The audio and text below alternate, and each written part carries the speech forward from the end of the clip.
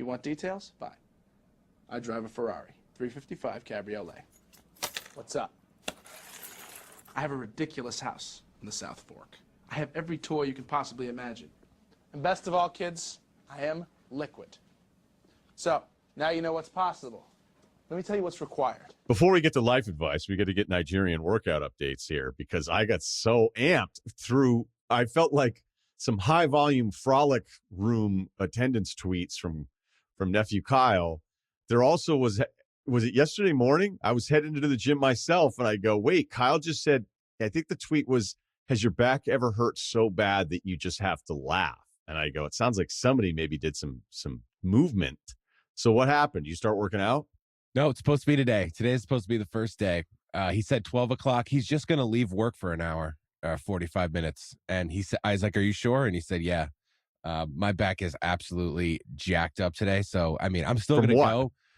This is the part where you're going to laugh. I got a new computer game. It's called Mountain Blade 2 Banner Lords. My God, it's unbelievable.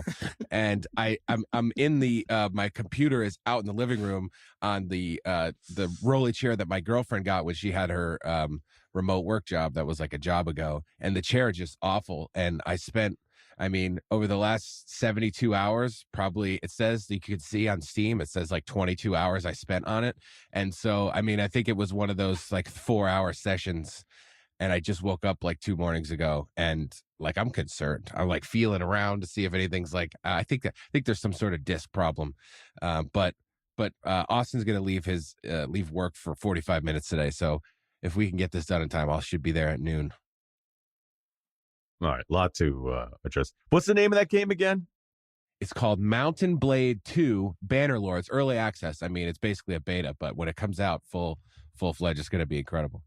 Banner Lords is an incredible addition to the title. Like I was sort of on the fence, and then I love video games or movies that have just all these. Frank Zappa used to do that with albums where he would go, "This is the title," or maybe it's this. I did it once in the paper when I was in high school because I just got done with the Frank Zappa book, and the teacher was like, "This is fucking stupid. Don't title your papers and don't give 2 titles." The subheading. Yeah, she had no idea what kind of creative genius she was working with. Though. So she was tempering all this. All right, so that means with a messed up back from Banner Lords, are you going to be ready for this? How are you going to deal? Dude, I don't have a choice anymore. I can't keep this going. Soon he's just going to be like, all right, well, you're not going to come. The guy's going to leave his job for me for 45 minutes, which I didn't ask him to do, and I actually feel better if it wasn't. So this is happening. This is happening in a couple hours. If I get out there in time, yeah, I should. It's 9 o'clock. I should be done by 12. We should be good to go by 12 easily. Otherwise, something's went horribly wrong, and I've fallen and can't get up. I don't know. You owe this guy, man. Yeah, you owe this because leaving work. Obviously, I don't know what his responsibilities are. I had a lot of people asking me on your behalf, Kyle, whether or not Frolic Room has covers during the afternoon. I don't know. Maybe you could, there's address never the audience a cover on that. There's never. But a it cover, sounds guys. like he's just leaving in the afternoon. It sounds like it's not super popping then. So he's dedicated to you, dude. No, he is. He seems kind of excited to leave. So maybe he's done it before. He's like, it's not a big problem. So. Did he tell you what the plan was? Was it back day? Because that would be probably a terrible one. Is it arm day, leg day? Like, where are you starting? I saw him on Saturday, and I forget what we talked about. I had a few brews, but that's where we shored up our plan for Monday. I forget what we talked about in regards to that. Some guy came in that he had kicked out earlier on one of those scooters and like jumped off of it and had it roll through the bar. And that's the only thing I really remember is he like chased the guy for 2 blocks. But that's the only thing I remember about really talking to him other than we are going to do this today. We got to go to this bar. This is ridiculous. A guy came in on a scooter and he had to be thrown out. No, he was thrown out before I got there. And then he was I think he was like maybe a street guy or something. I think he spends his days walking the streets. And he just was like, he was coming in full tilt on the scooter and he jumped off of it and threw it into the bar like at like full tilt. And so it just like crashed. And Austin, big guy, bigger than me, out the door in a blink of an eye. And he was down the street. Unbelievable turn of events. But that's what I remember. You may have to have, honestly, I'm worried about your first workout because I'm afraid this guy's going to go heavy. Like he's going to really. I felt like he was kind of reassuring. I don't remember his exact words. I would say them if I knew them, but he was kind of reassuring. if he tries to go really heavy with you the first day after all of this inactivity, then it's not the way to. You need 3 to 4 weeks of movement, light weights, just getting the routine down. Some bands. Form. Yeah. I feel like that's what he said. I can't remember, but I'm pretty sure that's what he said, something like that. Definitely didn't say bands, but. Yeah, Wednesday we come in, Kyle's like, we stretch for 45 minutes. Yeah. I would love that. It's complete Zach. Fix my back. Awesome. I love that Cerruti was like, awesome, I'm in. Stretching. Yeah, listen, tell me, I'm not in for lifting. I'm not in for like the heavy, back and arm set, but like, let me know if we got some bands, some core, I'm more into cardio these days. That's all I care about. I got to get the heart rate up. Okay. All right. Fair. Real quick before we move on to life advice though, Ryan, we need to follow up on whether or not your dad actually believes he can get buckets. Is that a thing? I think now at his age, he has conceded that he could not get a couple buckets in an NBA game. But this was something that he believed in for a really long time, a lot longer than he should have. We'd be watching games. So let's go back. I don't know. Maybe when he's 40. So it went on longer. I'm almost embarrassed to admit at what age he thought he could still get a couple buckets. And I'd be like, Dad, you can't. Like, yes, he's tall. He's a really good shooter. He played in college a little bit, but I'm like, you can't possibly think that you could go into a game. And he'd be like, you don't think you can? And I was like, no, I don't think I can. I was like, if one of these guys decides I'm not getting a shot off, I'm not getting a shot off. Now, are you telling me random guy that played in college, who again is not me, a guy who played in college in the normal flow of a basketball game in the NBA, a January tilt with the Wizards, although, the Wizards at one point were good. I don't know who to pick. Rockets. Give me the Rockets. That if you gave me 4 or 5, if you told me I could take 5 to 8 shots, and not me again, someone who played in college and never had a sniff, sure, maybe that guy gets a couple buckets. But the real thing is if someone decided in the NBA that you're not getting a shot off, you're not getting a shot off. I don't know. Most of you probably have not had access to see. When I watch some of those intense closeout stuff that they do at practices, when they're warming up on the court or something, it's not like NBA teams are opening up practices to everybody. But if you see some of the defensive drills that they do, and it's like 2 guys come out to close out on you and you're towards the sideline, outside the 3-point line, it's horrifying. It's fucking horrifying. It's like a reminder of like, oh my God, what this would be. But no, my father and I would argue about it. And yes, he was at an age at the time where I would be like, you're out of your mind. And his whole thing was, if you let me go out there for 30 minutes and you actually let me take some shots, he's like, I'm going to make a couple from the corner. And I'd be like, all right, whatever. Yeah, but what's your plus minus, dude? Come on. His plus minus would have been terrible. Right. But that's the thing, though, when people say this, because I don't think it's ridiculous. Like in the flow of a game, you play 30 minutes.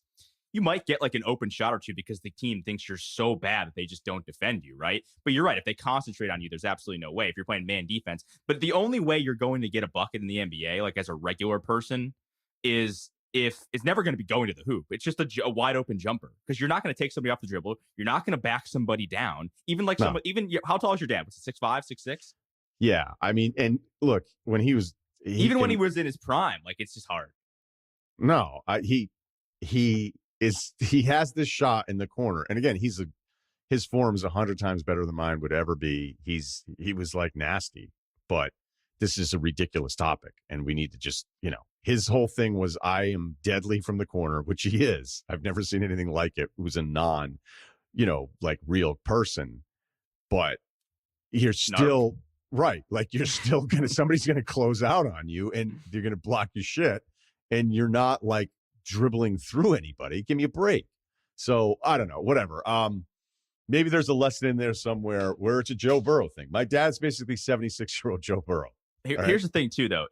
Say you're in an NBA game, Ryan, and like, say this was like 10 years ago or whatever, when you were like really peak Ryan basketball form. Yeah. So we got to go like 15 years. We got to go even 15 years. Even if you feel confident or whatever, and you play 30 minutes, how nervous are you going to be shooting even if you get a wide open corner 3? Like, are you hitting rim? Like, I think a lot of guys underestimate. Yeah, sure, you can go to the wide, you can hit a decent percentage, and you're not a decent shooter. But in an actual NBA game, in an arena, when there are fans, I think a lot of guys are airballing, even if they're good shooters. Like, it's just a different game. I think random guy in this imaginary scenario, your ass would be so tight that you'd be throwing it over the shot clock or 5 feet short. I think you're going Russell Westbrook when he pulls up and it hits like the top left corner of the backboard. That would be every regular person. Westbrook has been destroyed in every single corner. I'm almost doing a self Westbrook ban. Like I try to do Harden bans on myself, and I just can't do it. Like I just can't. It's like I'll be like, hey, don't tweet anything about Harden for a month or something, and then I'll watch a game, and I go, are you fucking kidding me? And then I send out the video, and then I'll be like, hey, don't do that for another month. I can never. I violate my own terms all the time. All right, moving on from this. All right, let's do life advice. Let's talk about a best friend's hot sister. Okay. Rugby player, D1 school, just won a championship. You do the research, NBD. Whoa. Okay. Off the top rope. All right. He wants to be called Chris. He said all the names are fake. He's 6 foot, 200, 315, 405, 385. Good numbers. So one of my best friends, let's call him Xander. The other thing I've noticed is the guys are really taking some creative license now with the names. When you guys are changing the names ahead of time, you're really getting out there. Because my favorite fake name ever was Pemberton Huddlesteen, who's a real guy from Vermont who played lacrosse. I mean, it's a good thing it's a good thing he's not 25 now. Imagine being named Pemberton and trying to be 25 and I can't. Hey, what'd you do? Vermont lacrosse, white guy named Pemberton. Fucking everybody hates you. Luckily, he's older. I was thinking about Benedict Cumberbatch. Like, imagine if he wasn't an actor. Like that dude gets made fun of all. Your name's Benedict Cumberbatch. Like, come on, dude. I still kind of make fun of him a little bit, and he is, all right. So back to this. What'd you have, Kyle? It sounded like you had something to chime in there. I cut you off. No, I'm glad that people are doing the thing. I mean, it does take a little bit of joy from you to be able to come up with a name on the spot. We all kind of get a chuckle out of it. Not much more than a chuckle, but you get to read the things through fluidly without having to do that translation in your head. So shout out to you guys for getting a better email read by changing the names yourself. All right, so rugby guy Chris, here we go. One of my best friends, let's call him Xander, met our freshman year during preseason freshman camp. Xander and I are part of a friend group on the team. We were all extremely close, same age. We've all been to Xander's house and stayed there for weekends together multiple times. Being that it was our senior season, almost all of our friends and family traveled to our games this year to catch the last moments of our careers. This included Xander's sister, Stacy. Stacy is 3 years my elder and is very independent, sharp, and charismatic, not to mention very pretty. Well, she would come hang out with us at bars after wins. Rugby guys, just tanking beers. Love it. Which there were a lot of wins. We got it. Went undefeated NBD. Some are saying we could beat the Jags. This guy's funny too. We started to hang out more. Xander would continually ditch his sister Stacy, and when we would hang out, we started to grow some chemistry. She gets my socials. I guess that's what Instagram, guys, right? Snapchat, yeah. Yeah. Okay. She gets my socials. We briefly chat maybe 1 or 2 times a week. I talked to Xander about hanging out with Stacy, and he said, quote, I'll fucking kill you if you hook up with my sister. I'm bigger than him, so I could take him. Good. Which is what I. So no worries. I fucking love how Important. guys how our minds work. It's like, all right, I may sleep with your sister, but I could definitely kick your ass. So I'm doing the math on this. All right. She also just told me, which I didn't know about, that previously Xander said she wasn't allowed to be around me because she mentioned I was hot. Whoa, forbidden love right there. All right. Yesterday she asked me, quote, when are you going to come stay here again for a weekend? Eyeball emoji.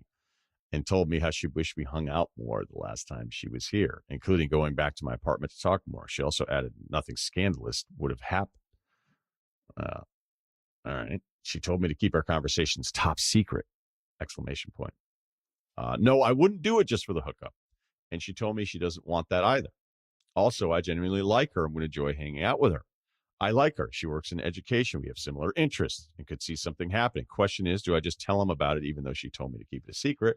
Or do I just do it anyway and risk getting shanked at practice? Disclaimer, we've only hung out bars, breweries like 5 times, never in a date scenario, so we're still very far from being serious. Also, shout out nephew Kyle, drop your Venmo and I'll throw some Mac Miller on the juke for you.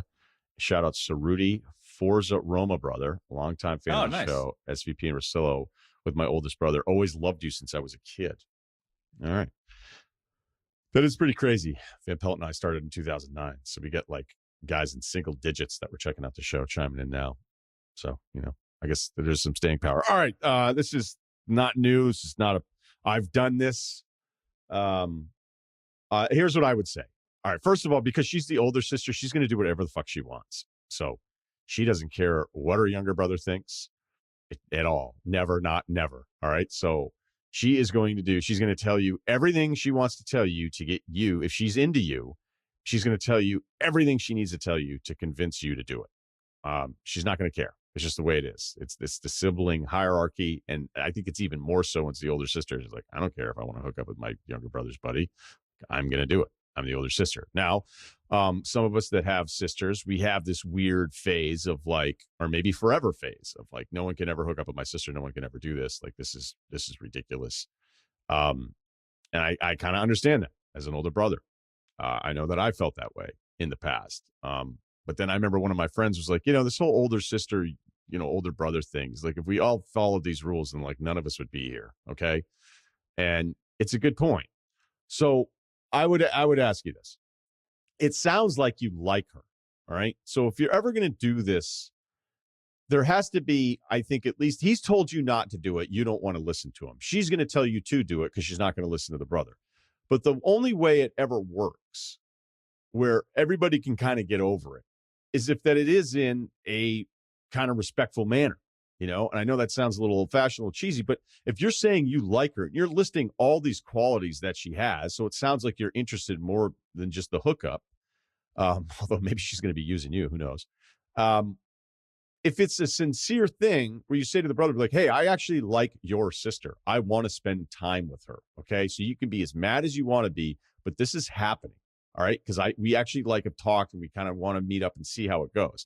Now, the other problem with that is then it's like, what if you end up after a few months, you don't like her and then you feel like, oh, wait, like I have to stay with her now to protect the friendship because I said that I had the best intentions and now we actually feel like we don't click whatsoever. This stuff happens. But if he's, your friend, if he's a total hothead and he's totally unforgiving and you really care about the friendship, then you kind of have your answer. If you're telling me the friendship is forever ruined, which isn't really true, forever is a really long time.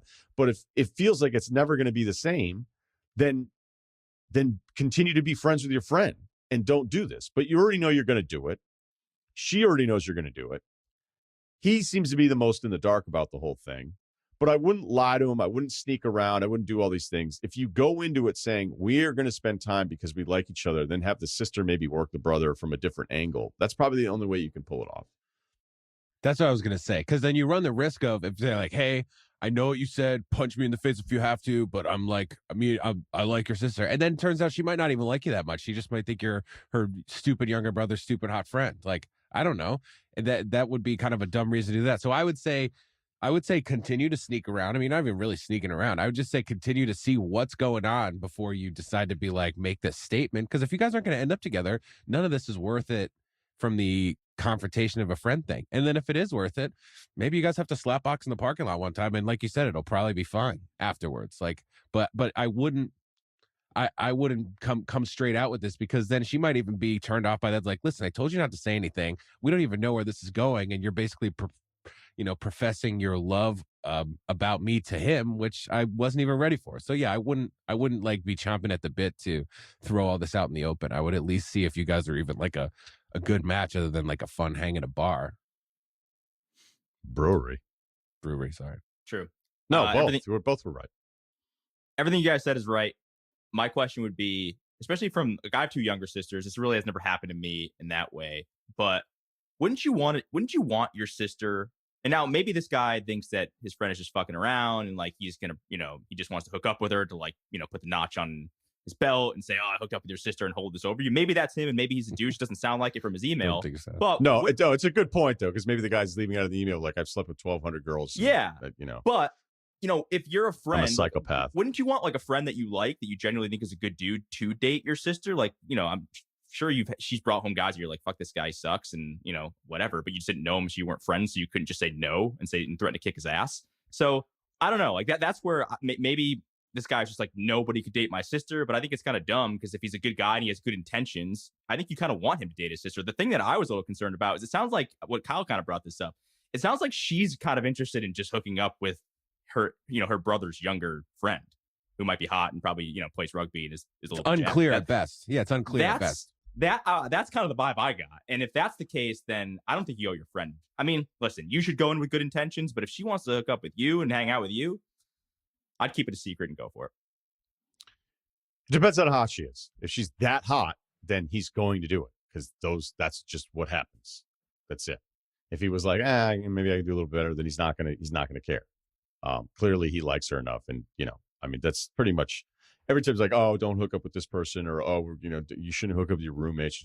Guys will those rules change immediately based on the scale. It's like, well, I'll probably never have the opportunity for this level again. So I'm throwing out every fucking rule that I said that I was going to subscribe to. Can I just say, as an older brother, having a lesbian younger sister, I mean, I just sleep well at night, and I never have to worry. I never have to worry about one of my shithead friends, ever doing something wrong, or it's never those paths will never cross. So, love you, Al. You have like a really hot cousin, right, Cerruti, that everybody used to ask about? Pass.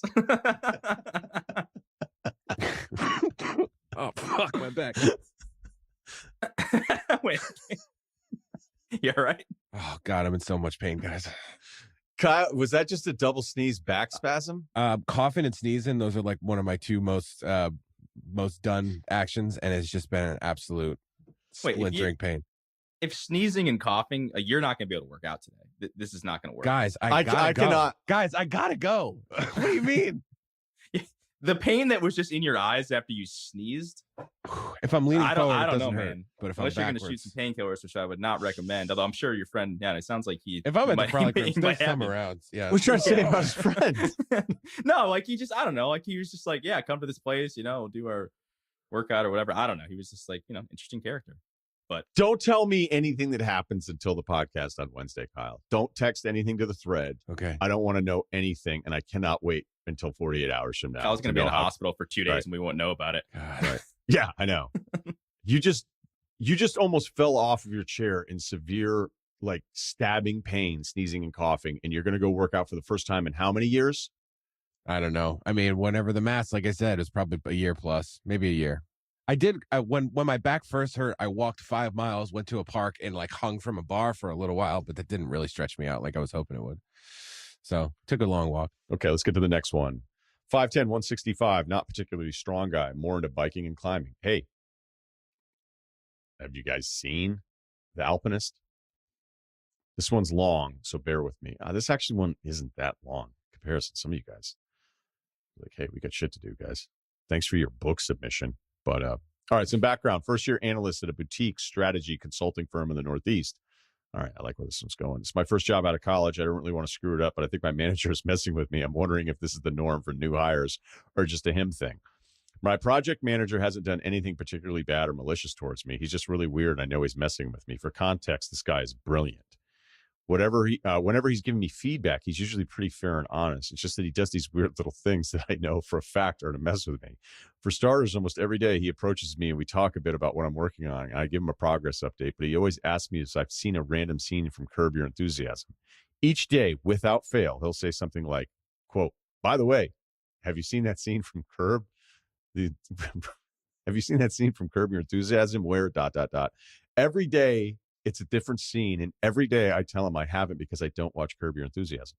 I've tried calling him out on this, but whenever I do, he just says, oh, I forgot. And I don't want to be a troublemaker, and honestly, it's not a big deal. It's just really weird. Another thing he does is he refers to me as Analyst Kyle. He knows my real name. By the way, that's not the guy's name. It's not even close. He knows my real name and will address me by my real name in emails, but whenever we're around our client, he tells me, Analyst Kyle, or he'll call me Analyst Kyle. I've asked him why he does it, and he told me it's that he wants to surprise the client at the end of the project as a parting gift. The client knows my name is not Kyle, so I'm unsure why he keeps doing this. He also, for whatever reason, pretends to not know Excel. He will look at my laptop screen while I'm on Excel. He'll ask me what the program I'm using is. The first few times I just laughed it off, but he keeps asking me. I know he's bullshitting me because he's seen me. He has sent me, wait a minute. I know he's bullshitting me because he has sent me Excel documents before, and I've seen him use Excel on multiple occasions. Finally, and this is the most annoying thing, he will, without fail, every single Friday approach me around when I get my lunch and ask me if it's Pizza Pie Friday. He does this because my first ever Friday on the project, I had a slice of pizza for lunch. Oh, He, fire for guy. whatever reason, assumed that you got Andy over here. Tuna, big tuna. Big tuna, bro. What's up, Tunes?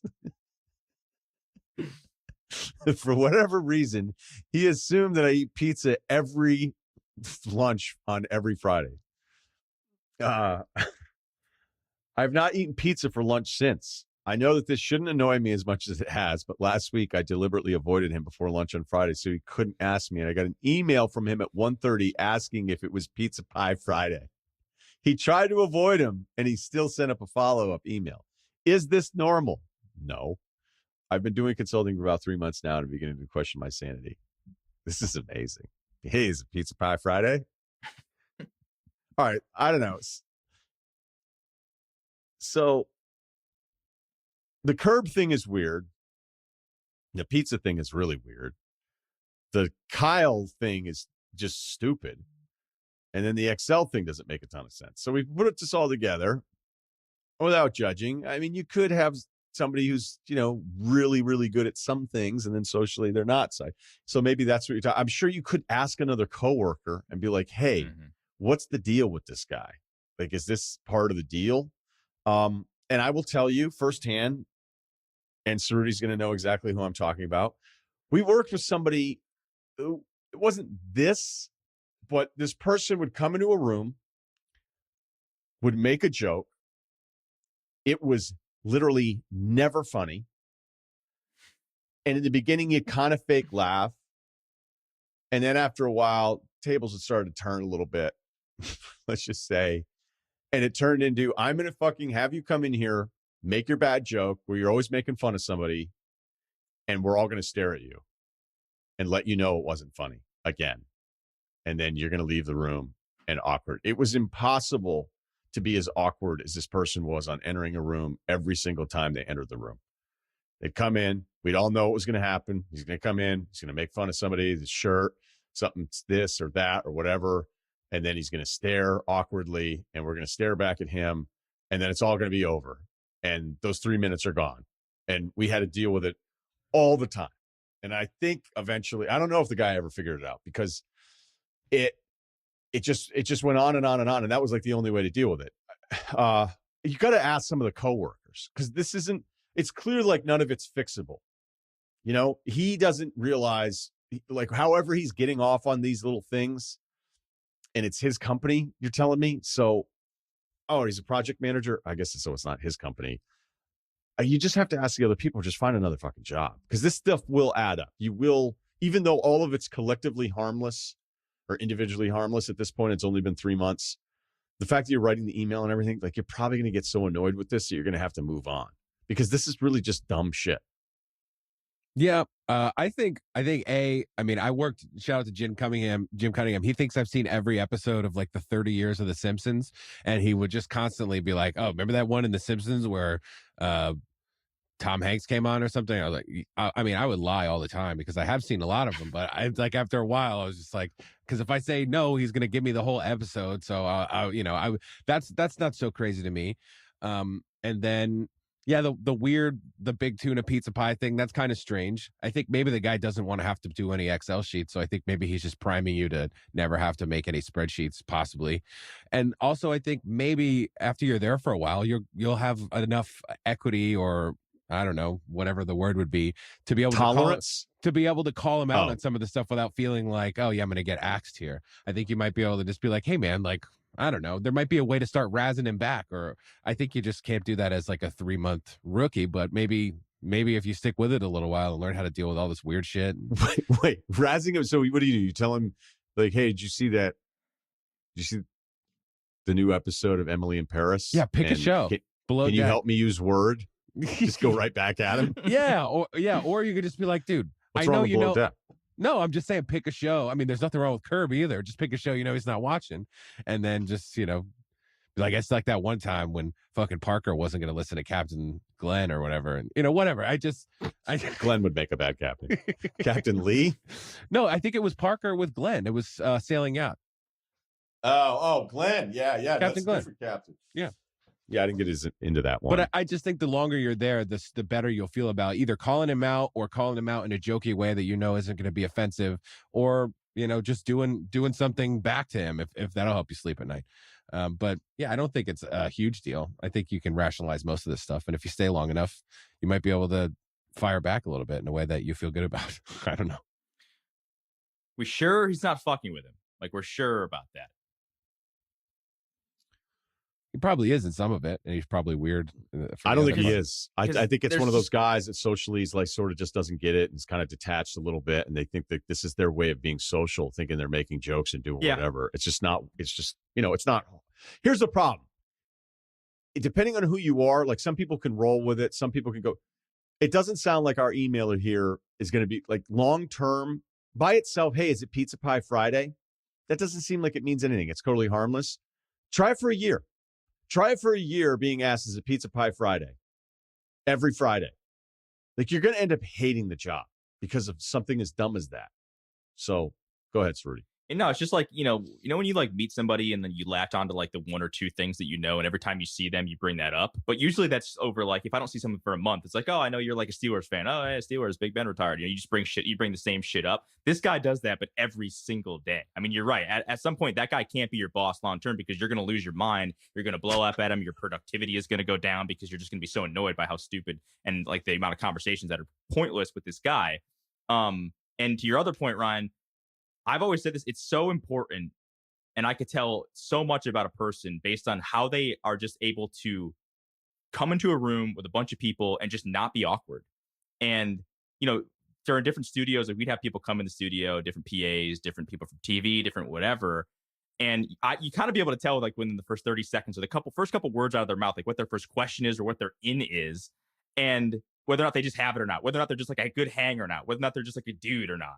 And it sounds like this guy's just not a dude. If he's not fucking with you, it just sounds like he's probably has some, I don't know if it's social anxiety or just doesn't have a ton of friends or whatever, but he's probably just not a great hang. And he's trying really hard to connect with you, but it's never going to work. And you got to figure out whether it's other coworkers or if you could transfer different managers, because your productivity in the long term is going to suffer because of it. Wow. I think it's totally fine. I'm surprised at you guys. No, you'd ride this out, Kyle. Benefits, totally. Parking.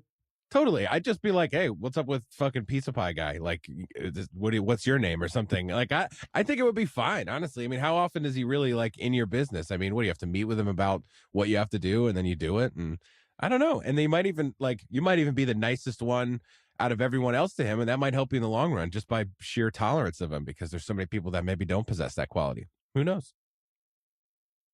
I think You would fine. just get why would you handle the 17th time you were asked if it was Pizza Pie Friday?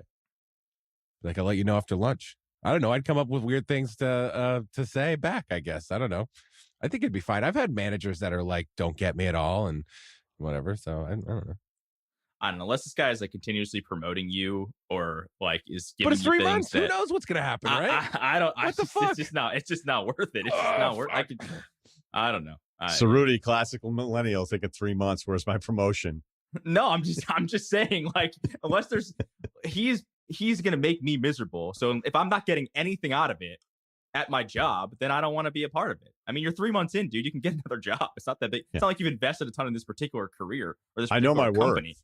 Yeah, I know my shocked. worth. Yeah. I'm shocked at you. I think this guy is like the guy that wrote the email. He's smart, and there's just going to be these little things. Like, I think there's a lot of people listening that would find it maddening. Be like, you told me you don't know how to use Excel. You've sent me Excel attachments in emails, and you keep telling me you don't know how to use it. Like, that's crazy. Some people would roll with it. Some people are better at being employees. Oh my God, Kyle just sneezed again. Oh, no. And it looked like he had a heart attack. Oh, no. All right, let's wrap up the podcast here because I don't know if he's going to God make it. damn He it. still has work to do today too. Really quickly though, the question would be, like, I've always thought about this. If there was like a real life situation where you were in the office and your boss was a Michael Scott type, you would be that would be so fucking miserable. It would be terrible. Like, Yeah. it's funny in the show and Jim's would. great and all that, but that's what this is. Like, you would be miserable. But he didn't say the guy's bad at his job. Like, Michael was really bad at his job, and like stuff wasn't get done. It was a miracle the branch wasn't closed, especially with all the other branches. So, I think that's just, if there was a Michael Scott, like, he wouldn't make it, right? I mean, I don't know, guys. The Yeah. branch did numbers. Yeah. Ranch Yeah, always seemed but- to do numbers. He wasn't he wasn't rolling out the initiatives. He wasn't doing any of the stuff. I don't know. On movie Monday, He never had like, how plans. does- The budget how for does it parties was off the increase? chart. how does it increase productivity? Because they have to work even harder for all the time. They that they missed. Come on, after that he's gone. Unbelievable. You know what I always thought was the genius of the Michael Scott character is that he was all the things you just said. Bad hang, would never want to hang out with him. You know, the jokes aren't good, social cues, all the awkwardness. But they would have moments where they'd have somebody else be worse, and Michael would almost be cool around them, where Michael would be aware in that moment, like, this guy sucks. And it was almost like Michael's cool tier wasn't at the bottom. There were steps below him. And they would share that with you every now and then. And that was Talking the Office. Let's stop talking. Yeah. Let's end the podcast. Let's let Kyle try to get 2 hours of movement in him. And so that we can find out in 48 hours how the back workout went, or just any workout. It's probably not going to be back. I would hope not. Today. All right. Thanks to Kyle, Steve. Please subscribe. Ringer, Spotify, Ryen Russillo podcast. Talk to you Wednesday.